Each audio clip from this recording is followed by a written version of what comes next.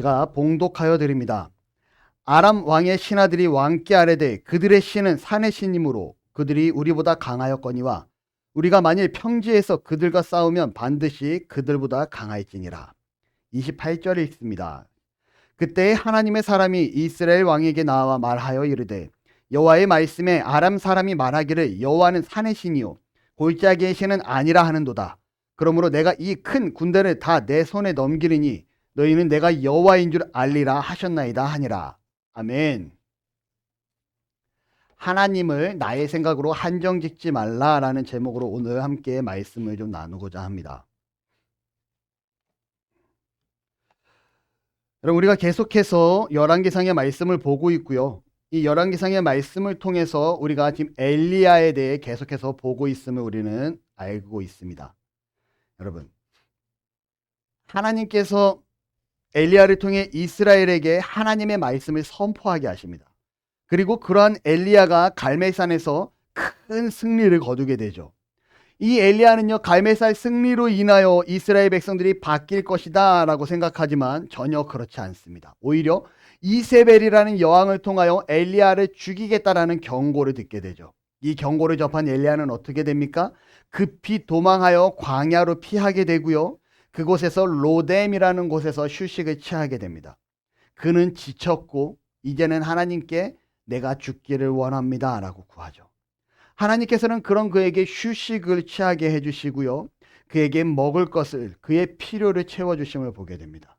다시금 회복한 엘리야는 하나님의 산 호렙으로 40일 동안 이동하게 되고요. 그곳에서 하나님의 세미한 음성을 듣게 되는 모습을 보게 됩니다. 하나님의 세미한 음성을 들었던 엘리야는 어떻게 됩니까?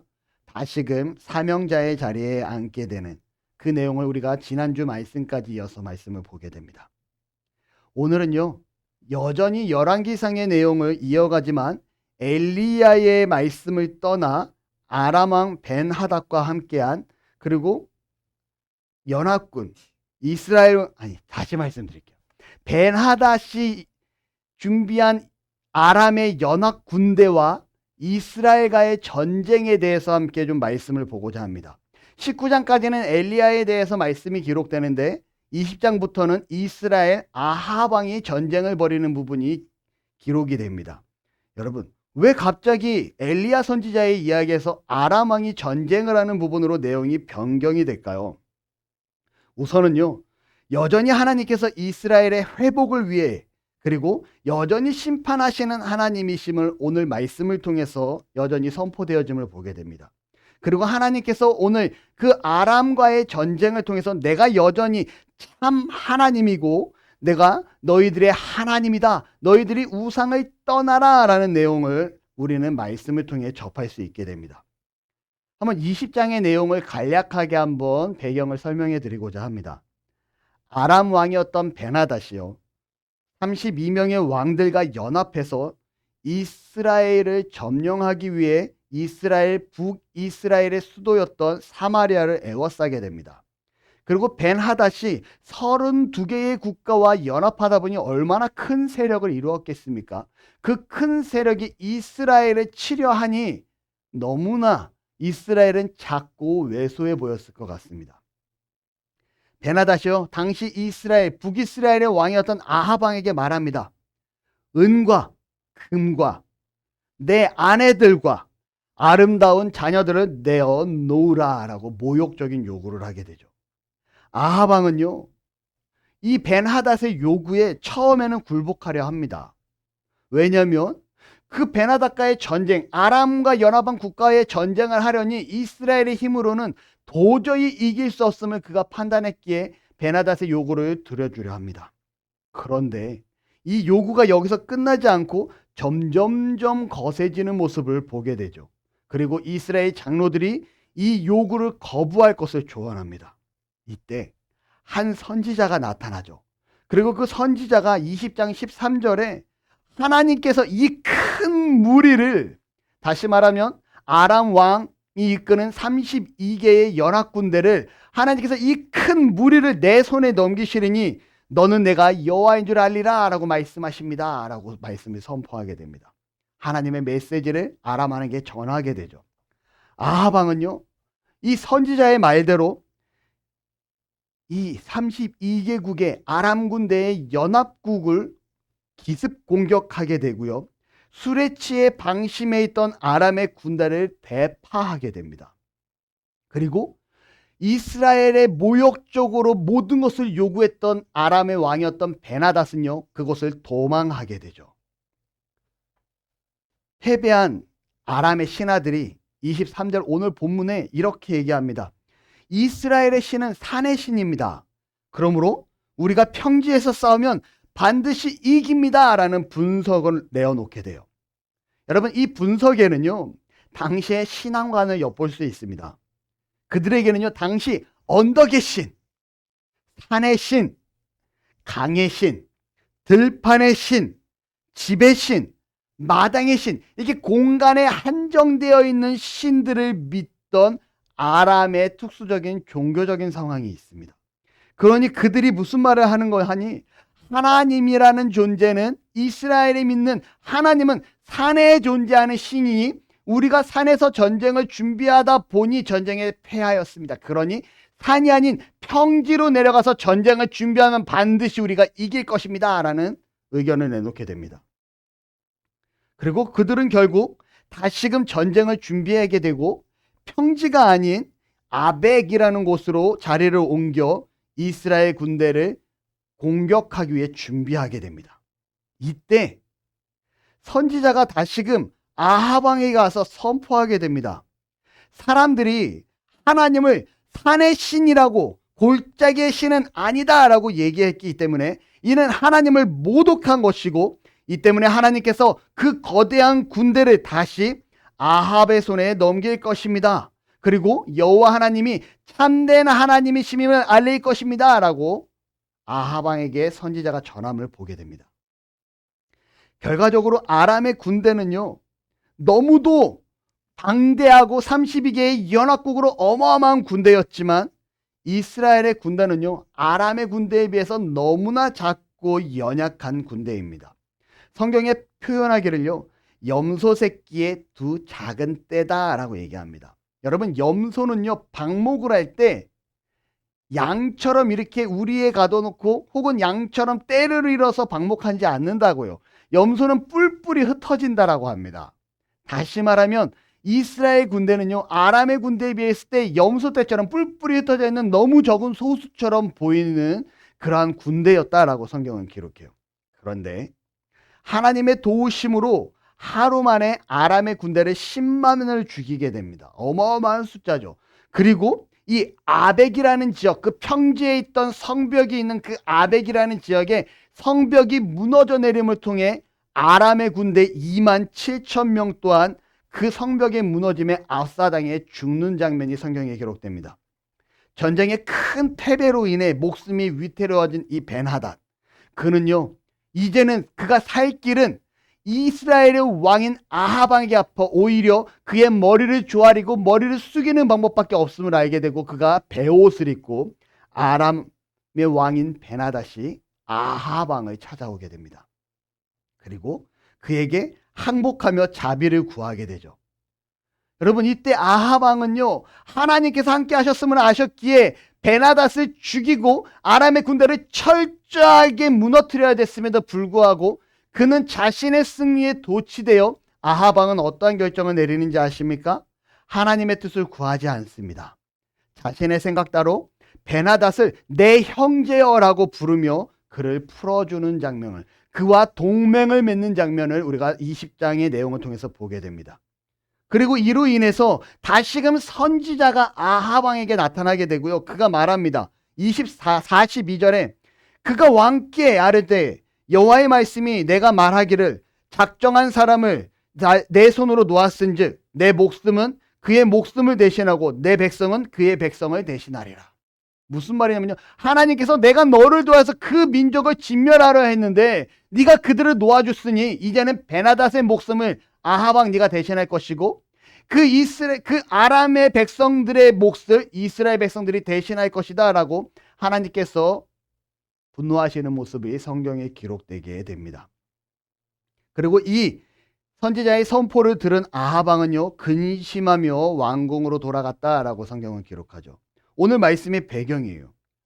하나님께서는요, 이방신을 섬기는 아합 왕과 이스라엘을 위해서 아람의 연합 군대를 대파해 주시는 놀라운 역사를 허락해 주십니다. 여러분, 결코 이길 수 없는 전쟁이었다라는 거죠. 이 아람의 군대의 위세가 얼마나 컸든지 그들이 무엇을 요구합니까?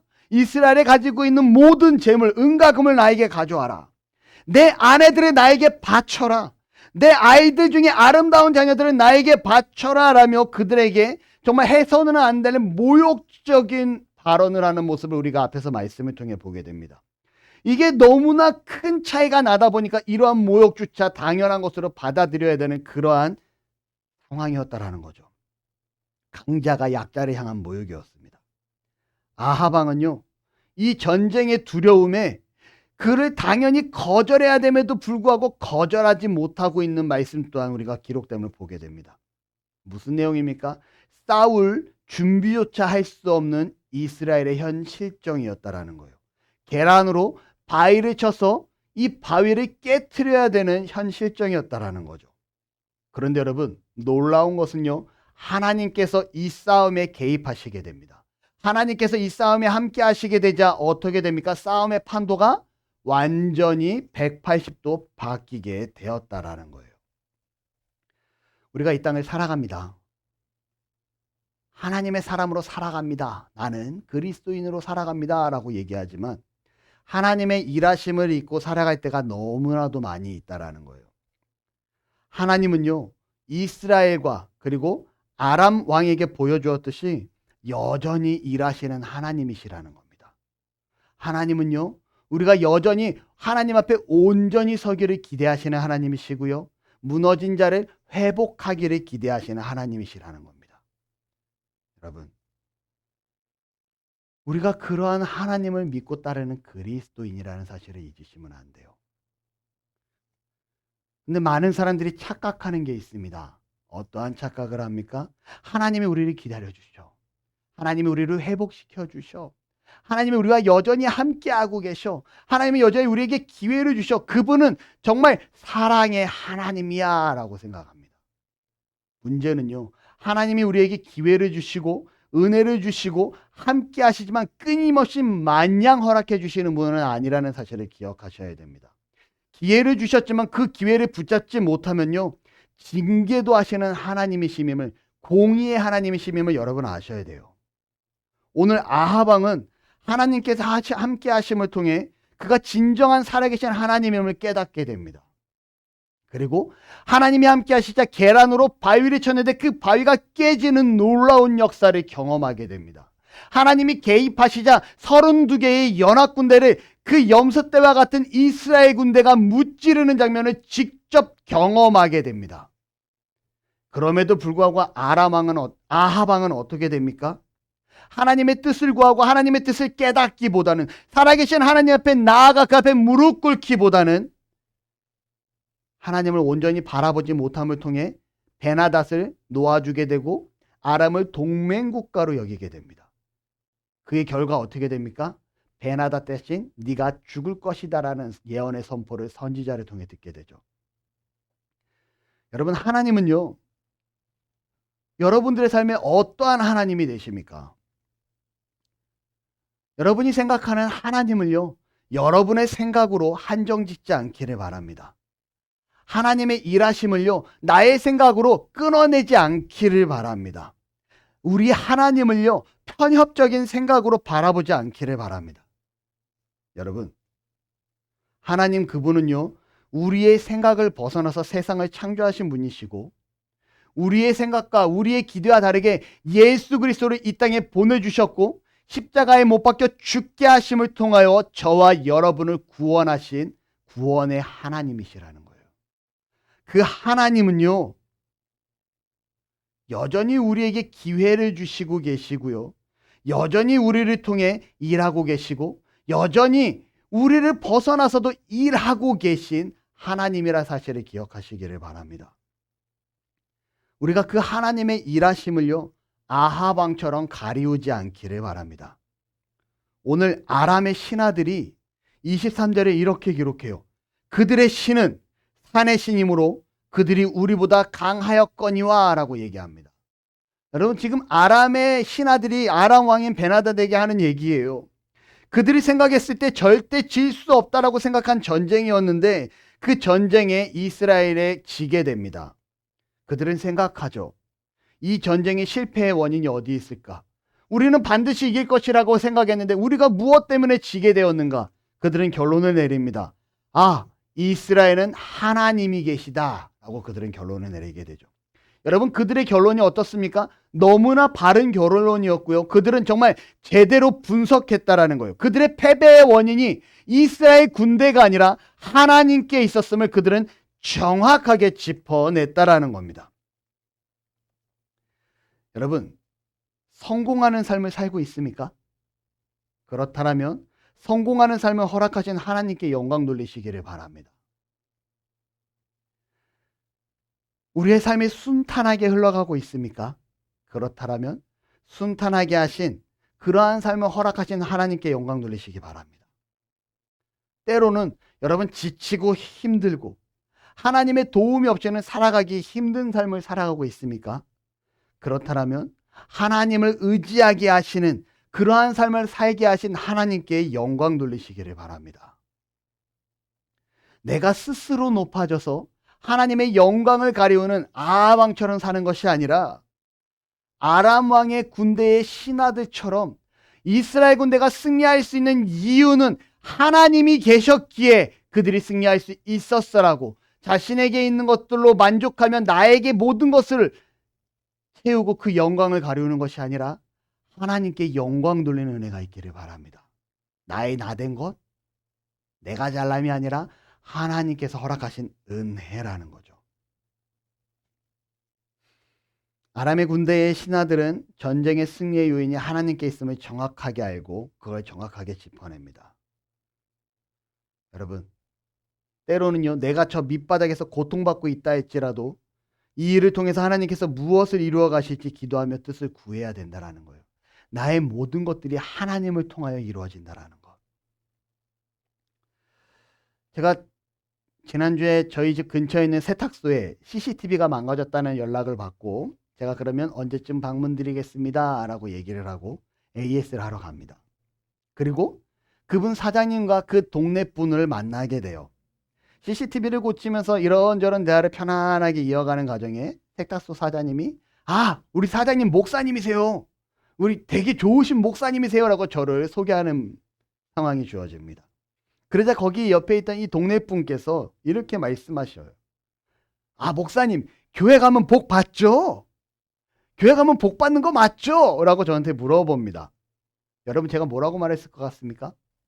여러분, 저를 너무나 잘 알잖아요. 제가 이렇게 얘기합니다. 교회 가면 복 받지 않습니다. 아니, 교회 가서 복을 안 받는데 교회를 왜 갑니까? 교회는요, 우리가 당연히 하나님을 예배해야 하기 때문에 가는 겁니다 라고 얘기를 해요. 무신론자에게, 교회를 다니지 않는 사람들에게 이렇게 얘기하는 건 참 당황스러울 수도 있을 것 같습니다. 복 받으러 교회 가는데 교회 가면 복을 못 받는다. 그러면 교회를 왜 가야 됩니까? 우리가 당연히 예배해야 되는 자들이기 때문에 예배하기 위해 교회 가는 겁니다 라고 얘기를 했다라는 거죠. 그래서 그 사람이 얘기합니다. 그래도 좀 복을 받아야 하지 않을까요? 다시 제가 얘기하죠. 그 복을 받고 안 받고는요, 온전히 하나님의 뜻입니다 라고 말씀을 드려요. 여러분, 제가 한번 질문해 보겠습니다. 여러분, 교회 가면 복을 받습니까? 안 받습니까? 제가 지금 질문을 한 게 이상하죠? 교회 가면 복을 받지 않는다고 해놓고 지금 다시 교회 가면 복을 받습니까? 안 받습니까? 라고 질문을 합니다. 여러분, 교회 가면 복을 받습니다. 자, 복에 대한 정의가 다른 거예요. 제가 세탁소에서 만난 그분은요, 복이라는 것을 세상의 부와 세상의 잘됨과 세상에 만족하는 것을 복이라고 얘기했다라면요, 지금 제가 교회 가면 복 받습니다 이 표현은요, 우리가 저 천국에 가고 구원받은 이 진리가 복입니다 라고 말씀드리는 겁니다. 복에 대한 기준이 같습니까? 다릅니까? 다르다라는 거죠. 여러분, 우리는 복 받은 자들입니다. 그렇다면 아까 그 세탁소에서 만난 그분이 얘기하는 복, 그 복은 그러면 교회에서 주어지지 않을까요? 아니요. 그러한 복도 하나님께서 허락해 주시면 얼마든지 누릴 수 있게 됩니다.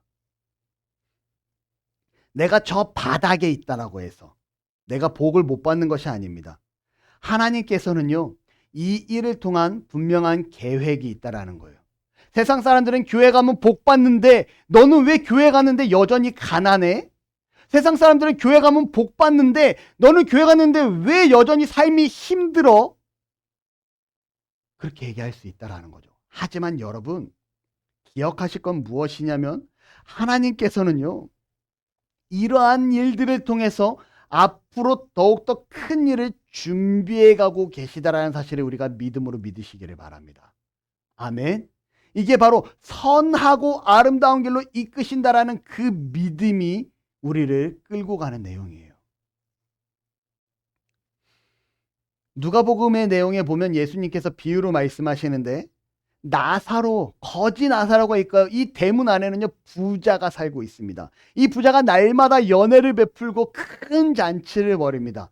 이 거지 나사로는요, 그 부자의 그 연회장에서 나오는 그 음식 찌꺼기만이라도 그걸로라도 좀 배를 채우고자 그 문 밖에서 하루하루 연명하는 삶을 살아갑니다. 여러분, 세상에서 바라봤을 때 누가 복 받은 자입니까? 연회를 날마다 베푸고 잔치를 베푸고 있는 이 부자가 복 받은 자입니다. 세상의 기준으로 봤을 때 누가 불쌍한 자입니까? 그 대문 밖에서 부자의 식탁에서 떨어지는 부스러기를 먹기를 바라는 이 거지는 복받지 못한 자라는 거죠. 그런데 죽어서 어떠한 역사가 나타납니까? 예수님이 말씀하시길 천사의 붙들림 바 되어 이 거지 나사로는 아브라함의 품에 안기게 되고요. 이 부자는요, 음부에 떨어져 불 가운데 고통받게 되었다라고 얘기합니다. 여러분, 다시 물어보겠습니다. 누가 복받은 자입니까? 아브라함의 품에 안긴 이 나사로야말로 진정한 복을 받은 자라는 거예요. 여러분, 이 땅의 삶은요, 길어야 이제 100년이라고 좀 표현해 볼까요? 길어야 100년입니다. 제 주변에 이제 100살까지 사는 분이 좀 덜어 계십니다. 우리 처가의 왕할머니도 100살 이상 사셨고요. 이제 100살이라고 해봅시다. 100살인데 여러분, 이 땅에서 삶은 100살이지만 저 천국에서 삶은 영원이라는 거예요. 그렇다면 우리는 어디에서 기쁨의 삶을 살아가길 기대해야 됩니까? 이곳에서 누리는 복보단 저 천국에서 누리는 복을 기대해야 될 줄로 믿습니다. 아멘. 다시 말씀으로 들어가서 여러분, 하나님은요, 여전히 저와 여러분들을 위해 구원을 위해 계획하시고 일하시고 계시다라는 거예요. 아람의 신하들이 말합니다. 그는 이스라엘이 승리한 이유는 산의 신이 함께했기 때문에 그들이 승리한 것이다 라고 얘기해요. 하나님이 함께했기 때문에 이스라엘이 승리한 것이다 라고 하나님께 영광 돌리죠. 하지만 그들은요, 그들의 방식과 생각대로 하나님을 한정지어 버립니다. 이스라엘의 하나님은 산의 신이기 때문에 평지에서 싸우면 그 하나님이 힘쓰지 못할 것입니다 라고 말씀이 이어지게 되죠. 여러분, 우리 하나님은 산의 신입니까? 산의 신입니다. 우리 하나님은 평지의 신입니까? 평지의 신이기도 합니다. 골짜기의 신입니까? 골짜기의 신이기도 하죠. 다시 말하면요, 하나님은요, 하나님으로서 어디에든지 존재하시는 하나님이시고 그 어떠한 제약도 없는 하나님이시라는 거예요. 그런데 그들은 그 무한하시고 제약이 없으신, 정말 온 땅 가운데, 온 세상 가운데 편재하신 그 하나님을 산에만 한정된 하나님으로 국한시켜 버립니다. 한정지어 버렸다라는 거죠. 우리가 삶을 살아가는 가운데 너무도 많이 하나님을 한정지어 놓고 살아가는 경우를 보게 됩니다. 하나님은 특정한 경우에만 일하시는 하나님으로 한정짓고 구분짓게 된다라는 거죠. 계속 반복되는 질문인데요, 여러분. 우리 삶에 하나님께서 매 순간순간 함께하고 계십니까? 아멘. 여러분의 크고 작은 상황 가운데 여전히 하나님의 뜻을 구해야 될 줄로 믿습니다. 하나님은 산의 신이기 때문에 내 필요에 따라서 때로는 하나님이 함께 하시고, 때로는 내 신경과 내 상황과 내 감정에 따라서 하나님이 함께 아니하시고, 때로는 내 상황에 따라서 하나님이 함께하지 아니하는 그러한 하나님이 아니시라는 거죠. 하나님은 나와는 별개로 언제나 우리와 함께 하시고 언제나 이 땅 가운데 정말 하나님의 나라의 일을 이루시기 위하여 구원의 역사를 이루어 가시는 하나님이시라는 겁니다.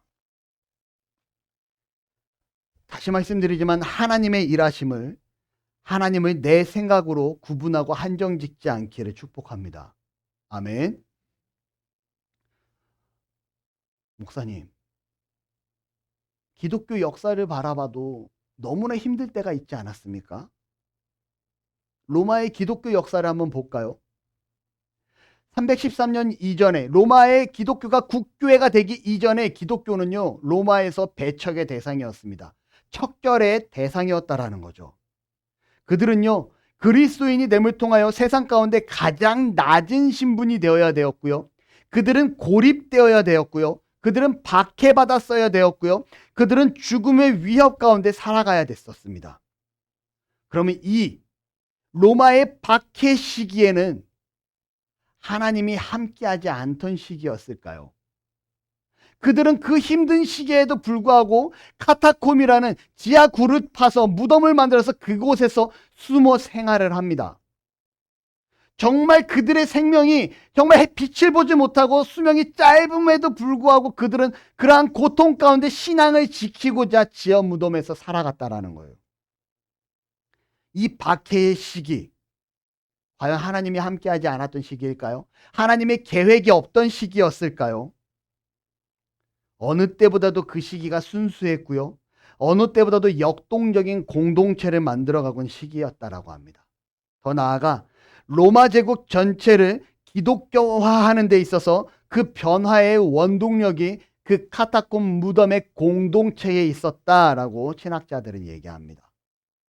다시 말하면요, 카타콤 시기의 성도들은 힘들었지만 하나님께서는 그들을 통해서 준비하고 계셨다라는 거예요. 그리고 로마가 기독교를 국교회로 세우기 시작하라고 복음이 전 세계적으로 퍼져 나가기 시작을 합니다. 하나님의 일하심은 멈추지 않습니다. 내 생각에는 하나님이 함께 하시지 않는 것 같지만 그렇지 아니한다는 거죠. 지난주에 발자국 이야기를 간단히 말씀드리죠. 하나님 왜 힘들고 고통스러운 시기에는 내 발자국밖에 없습니까? 라고 외칠 때 하나님께서 뭐라 말씀하십니까? 그건 네 발자국이 아니라 힘들어하는 너를 업고 걸어간 내 발자국이야 라는 하나님의 사랑의 음성을 듣게 되지 않습니까? 제가 이전 감사 예배를 준비하면서 그리고 선배 목사님들의 권면을 들으면서 다양한 부분에서 참 많은 고민을 하게 됩니다. 그 고민 중에 가장 큰 고민은요, 제가 17년이라는 시간 동안 해왔던 사업을 이제 접고 목회만 해야 되는가 라는 고민을 하게 됩니다. 정말 저에게 있어서는 너무나 막막한 고민이에요. 당장 해결해야 되는 3억이 넘는 대출이 있습니다. 고등학생과 중3과 이제 곧 있으면 몇 년 있으면 중학교를 시작해야 되는 우리 3명의 자녀들의 학비라는 고민이 있습니다. 또 제가 돈을 벌지 않으면 교회의 헌금도 줄어들게 되고요. 이 헌금이 줄어들게 되면 교회의 공과금이나 우리 교회의 렌탈료는 어떻게 감당해야 되는가 고민을 하게 됩니다. 이러한 고민 가운데 그럼 내가 사업을 잡고 일주일에 한 2-3번 정도만 나가서 일을 좀 하는 길을 찾아볼까? 그러면 또 드는 생각이 그렇게 일할 바에야 계속 사업을 하는 게 낫지 라는 생각을 하게 돼요. 제가 이분법적인 사고로 고민하고 있음을 어느 순간 깨닫게 됩니다. 무엇입니까? 일을 하는 것은 세상의 것이고 교회에서 목회를 하는 것은 하나님의 것이다 라고 반을 뚝 잘라서 이거는 세상적인 것, 이거는 교회적인 것, 완전히 구분짓고 제 머릿속에서 고민하고 있는 제 자신을 발견하게 됩니다. 그리고 저는 그 안에서 여전히 어떻게 합니까? 하나님, 어떻게 해야 됩니까? 하나님, 제가 결단을 해야 하는 것이 맞습니까? 하나님, 제가 만약에 사업을 접고 결단하게 되면 제가 내려놓는 순간 모든 것이 무너져 내릴 것 같은데 하나님, 정말 이게 맞는 것입니까? 정말 가슴 아픈 가운데 기도하며 나아갑니다.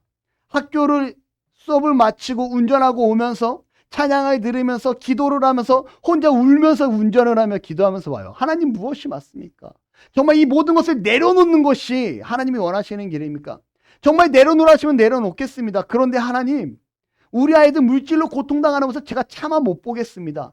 제가 렌트료가 없어서 교회가 문 닫는 거 차마 못 보겠습니다. 하나님, 우리 집안이 신용불량자가 돼서 바닥에 내쳐진 거 차마 못 보겠습니다. 정말 그렇다면 하나님 책임져 주셔야 합니다. 라며 울며 기도하는 제 자신을 발견하게 돼요.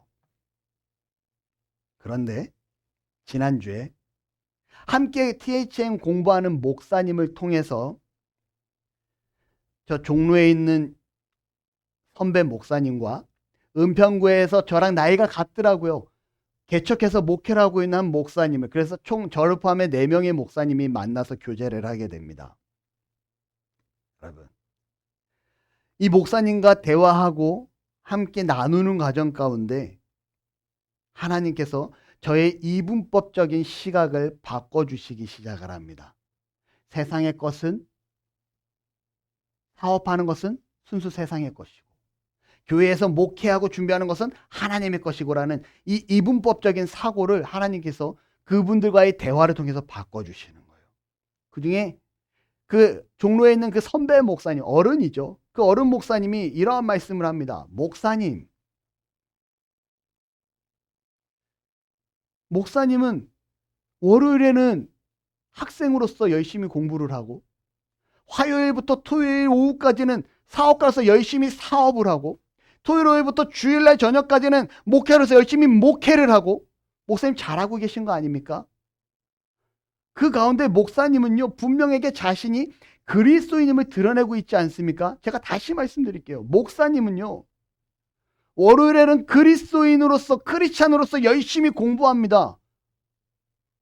화요일부터 토요일까지 사업가로서 사업을 하지만 크리스찬은 된 모습으로 그리스도인으로서 열심히 사업합니다. 목사님은 토요일부터 주일까지 목회자로서 크리스찬 된 모습으로 열심히 목회합니다.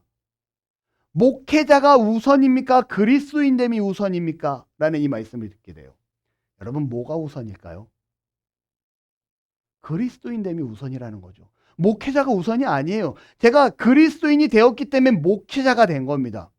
그러자 제 이분법적인 사고가 완전히 무너지고 생각이 다시금 바뀌기 시작을 해요. 그래, 하나님께서는 나에게 공부할 수 있는 은혜를 허락해 주셨고, 하나님께서는 나에게 목회할 수 있는 목회자의 길을 허락해 주셨고, 하나님께서는 나에게 사업할 수 있는 사업장을 허락해 주셨어. 이게 다 하나님의 은혜고 하나님이 허락하신 것들이라면 내가 여기서 그리스도인 된 모습으로 최선을 다할 때 하나님은 더 기뻐 영광 받으시겠구나. 내가 서 있는 이 자리에서 정말 수고와 헌신할 때 하나님은 기뻐하시겠구나 라고 생각이 정립되게 됩니다. 그리고 이제는 기도가 바뀌기 시작을 해요. 하나님, 다 채워주셔야 됩니다. 하나님이 책임져 주셔야 합니다. 하나님이 해결해 주시면 안 됩니다 했던 그 기도가 이제는 하나님이 원하시는 모습으로 서기를 원합니다. 내가 지금 서 있는 이 상황이 학생으로서 최선을 다해 공부하기 원하면 내가 이 가운데 그리스도인으로 최선을 다해 서기를 원합니다. 하나님이 나를 사업가를 세우신 가운데 사업하는데 그리스도인으로 세우시길 원하면 제가 사업가로서 그 안에 최선을 다하기 원합니다. 하나님이 목회자로서 세우시기 원하면 제가 목회자로서 그 안에 최선을 다하기 원합니다. 이 모든 것을 다 하시면 제가 몸이 부서지는 한이 있더라도 그리스도인으로서 이 안에 서기를 소원합니다. 라고 기도의 제목이 바뀌기 시작을 해요. 여러분, 하나님이 채워주셔야 됩니다라는 기도에서 하나님이 원하시는 길로 갑니다라는 기도의 제목으로 바뀌게 됩니다. 그리고 나아가서 뭐라고 기도합니까? 그러한 가운데 제 안에 기쁨이 있게 하시고 제 안에 만족함이 있게 하시고 하나님이 함께 하신 가운데 제 안에 즐거움이 있게 하시길 원합니다 라고 기도하시게 되죠. 여러분, 하나님은요, 제가 알지 못하지만 여전히 저를 사랑하시고요, 인도하시는 분이시라는 겁니다. 여러분, 하나님께서, 그러한 분께서 제가 고민하고 고통하고 괴로워하자 내가 예상치 못한 만남을 준비해 주셨고 계획하지 못한 그 만남을 통해서 제 생각을 바꿔주심을 깨닫게 됩니다. 제가 이분들을 만나지 않았다라면요, 그분들과 대화를 하지 않았다라면요, 저는 여전히 지금도 하나님 뭐 어떻게 해야 될까라고 고민하며 걱정하고 있었을 것 같아요. 그런데 그분들의 만남을 허락하심을 통해 하나님께서 내가 너에게 원하는 것은 목사로서만 사는 것이 아니라 참된 그리스도인으로서 세상에 나아가는 내 모습을 원한다라는 말씀에 깨달음이 있게 해주십니다. 그리고 빌립보서 4장 6절에서 8절 말씀을 보고 더더욱 깨닫게 되죠. 여러분, 내가 목회자이기 이전에 예수님을 믿는 그리스도님을 기억해라 라는 그 하나님의 세미한 음성. 하나님은 언제 어디서든 저와 여러분과 함께하고 계시다라는 거예요. 여러분, 이 시간 예배하는 이 순간만 하나님이 여러분과 함께 하시는 분이 아니시라는 겁니다. 여러분이 세상에 나가서 열심히 공부하고 있으면 이것은 세상이 아니라 하나님의 복음이 선포되어져야 될, 그리스도인으로서 사명을 감당해야 될 장소라는 거예요. 여러분 사회에서 열심히 일하고 있습니까? 열심히 일하면 내가 그냥 잠시 교회에 떠나서 열심히 일함이 아니라 그리스도인으로서 세상에 드러내야 되는 장소라는 거예요. 우리 하나님은 여전히 우리를 그러한 자리로 내어 모시고요, 그러한 자리에서 여전히 일하고 계신 하나님이시라는 겁니다. 아람 사람들이 얘기합니다. 하나님은 산에만 한정된 하나님이니 평지에 가서 싸우자라고 얘기합니다. 하지만 여러분, 하나님은요, 산에만 한정된 하나님이 아니라 언제든 어디서든 어느 곳이든 우리와 함께 하시고 우리를 통해 일하시고 우리를 통해 계획하시는 하나님이라는 사실을 여러분 기억하셔야 돼요. 그게 내 머릿속에 각인될 때, 내 마음속에 온전히 새겨질 때, 내 삶으로 드러날 때 세상은 우리에게 얘기합니다. 너는 그리스도인이다. 한 목사님이 쓰신 글을 제가 보게 됩니다. 긴 내용인데요, 제가 짧게 요약을 했어요. 글씨가 제가 짧은 내용을 같이 넣었는데 여러분 보일지는 모르겠지만 제가 한번 읽어드립니다. 제가 요약한 겁니다. 그분의 내용의 의중을 파악해서 제 나름대로 요약한 건데요, 한번 한 목사님이 쓴 글입니다. 한번 들어보자고요. 우리가 소명을 말하던 청년기는 한국 교회가 자신감으로 넘쳐 있었습니다. 그런데 신학을 하며 사역자로 서게 되자 한국 교회의 내리막길을 같이 하는 세대가 되었습니다. 무너져 내리는 한국 교회를 지키고자 노력했지만 큰 소득은 없었습니다. 우리는 예수를 믿어 망한 세대들입니다. 소명을 받았던 청년기는 참 기대와 멋진 인생 스토리를 기대했는데 지금의 현실은 그렇지 않습니다. 하지만 예수님을 부인하고 모든 것을 부정당한 채 배를 타고 물고기를 잡던 베드로에게 찾아오신 예수님처럼 우리에게도 찾아오실 예수님을 기대합니다. 우리 현실의 이야기는 내가 쓰는 것이 아니라 하나님이 써가시는 것임을 기억합니다. 우리는 한국교회와 함께 쇠퇴해가는 40대 한국교회의 예수 믿어 망한 목사들이지만 예수님은 우리를 찾아오십니다. 그리고 다시 이야기를 만들어 가십니다. 이 시대에 지치고 힘들고 고립된 사람들에게 주님이 다시 찾아오십니다. 그리고 말씀하십니다. 나를 따르라. 주님의 위로가 실패하고 낙심한 자들에게, 바닥까지 내려간 자들에게 주님의 위로가 주어집니다. 주님의 일하심이 여기서 시작됩니다. 이 위로는 세상을 위로하는 힘입니다. 이 위로가 세상에 부어지기 위해 40대 목회자들이 깨어진 삶으로 세상에 나아가야 합니다. 우리 시대의 교회를 위로하고 세워나갈 하나님의 비밀 병기라고 저는 믿습니다. 여러분 좀 내용이 이해가 되십니까? 제가 만났던 그 40대 목사님, 이 목사님이요, 저에게 이런 말씀을 합니다. 목사님, 저는요 교회를 개척하고 3년째가 되었습니다. 그리고 교회를 개척하고 3년 되었지만 우리 교회 성도 한 15명 정도 예배합니다. 저도 부흥되기를 갈망하고 있고요, 저도 교회가 성장하기를 기대하고 있습니다. 그런데 목사님, 지금 저는요 고민에 빠져 있습니다. 곧 있으면 저희 사택을 이사해야 되는데 불과 2년 전만 해도 1억 천이었던 전세배가 2억으로 바뀌었고요, 이제 1년 안에 우리 사택을 또 이전해야 되는데 우리 사택 월세가 혹은 렌트비가 얼마로 바뀔지 모르겠습니다. 만약에 이 9천만 원이 오른 것처럼 또 1억 가까이 전세가 오른다고 하면 저는 교회를 유지할 수 있을지 모르겠습니다라는 고민을 얘기해요. 그러면서 저에게 무엇을 얘기하냐? 저는 이제 목회를 하면서 일을 해야 되지 않을까라고 고민하는 가운데 목사님을 만나러 왔습니다. 목사님은 사업을 하시는 목사님이라 하니 제 제가 좀 어떤 식으로 일을 해야지 우리 교회를 유지하면서 나아갈 수 있을지 목사님께 자문을 구하기 위해 왔습니다 라는 얘기를 해요. 그분의 음성을 듣는데 저는 이 사업을 접어야 되나 고민하는 건데 그분은 내가 무슨 일을 해야 되나 이 말씀을 하십니다. 그렇다고 그분이 신앙이 부족합니까? 아니요. 그분은요, 공부도 진짜 많이 하셨고요. 정말 훈련도 많이 되셨고 미국에서 유학까지 하신 목사님이세요. 그분 서재에 가면요, 제 서재는 서재가 아닙니다.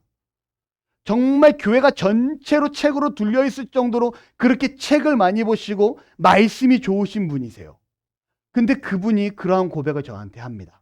근데 그 목사님이 어저께 이 내용을 저한테 보내주신 거예요. 목사님, 제가 아시는 한 목사님이 페이스북에 글을 올리셨는데 그 내용이 참 공감이 돼요. 목사님께도 보내드립니다 라고 전해 보내줍니다. 그래서 제가 이 글을 보고 제가 제 나름대로 정리해서 오늘 설교에 인용을 해요.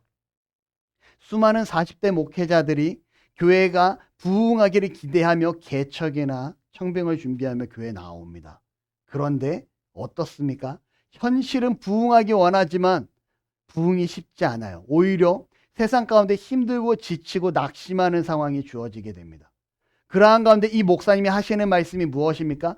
그럼에도 불구하고 이렇게 깨어지고 낮아진 가운데 예수님이 나를 찾아오시고 나를 위로하실 때 내가 다시금 이 시대에 하나님이 쓰시는 계획에 동참하며 하나님의 도구가 되어질 줄 믿습니다라는 고백의 내용이라는 거예요. 여러분, 하나님은요, 여전히 우리를 통해 일하고 계시는 분이시라는 겁니다. 산에만 머물러 계시는 하나님이 아니라 온 땅 가운데 우리를 위하여 일하고 계시는 분이시라는 거예요. 우리 나눔교회 비록 지금은 작고 지금은 연약하고 비록 소수가 지금 예배하고 있지만 하나님 이 또한 하나님의 계획 가운데 하나님이 여전히 우리를 훈련시키시고 단련시키시고 인도하고 가시는 과정이라는 거죠. 산에만 계신 하나님이 아닌 온천에 계신 하나님께서 결국 아람의 군대를 평지에서 어떻게 하십니까? 대파하시게 됩니다. 그곳에서 큰 패배를 아람의 군대에게 맛보게 하셨다라는 거죠. 하나님의 일하심을요, 나의 생각으로 한정짓지 않기를 바랍니다. 어떠한 상황이든지 간에 낙심하지 말고 여전히 하나님의 일하심을 기대하며 순종하며 그 뜻을 구하며 살아가시는 우리 나눔의 성도님들 되시기를 바랍니다. 하나님은요, 내 생각과 다르게, 나의 기준과 다르게, 내가 바라본과 다르게 여전히 우리를 통하여 일하고 계시고 우리가 알 수 없는 길을 알지라도 여전히 하나님은 선하고 아름다운 길로 인도하고 계시다라는 거예요. 여러분, 이 사실을 믿고 믿음으로 소망하며 나아가는 나눔의 성도님들 되시기를 축복하고 축원합니다. 하나님 감사합니다. 하나님 사랑합니다. 우리를 기억하시고 주 앞에 말씀을 듣게 하시며 하나님의 일하심을 기대하게 하시니 감사합니다. 살아계신 하나님을 산에만 계신 하나님으로 한정짓지 아니하게 하시고 살아계신 하나님을 정말 여전히 일하시고 온 땅 가운데 우리와 함께 하시는 하나님이심을 무엇보다 선하고 아름다운 길로 인도하시는 하나님이심임을 우리가 믿고 신뢰하기를 소망합니다. 그 하나님을 의지하며 이 땅 가운데 온전히 하나님만을 높이며 살아가는 믿음의 성도들 되게 하여 주옵소서. 이제는 우리 주 예수 그리스도의 은혜와 하나님 아버지의 놀라우신 사랑하심과 성령 하나님의 함께 하심이 말씀을 듣고 여전히 함께 하시고 선하고 아름다운 길로 인도하심을 신뢰하며 나아가는 우리 나눔교회와 나눔의 성도들 머리 위에 지금으로부터 영원토록 함께 있을지어다.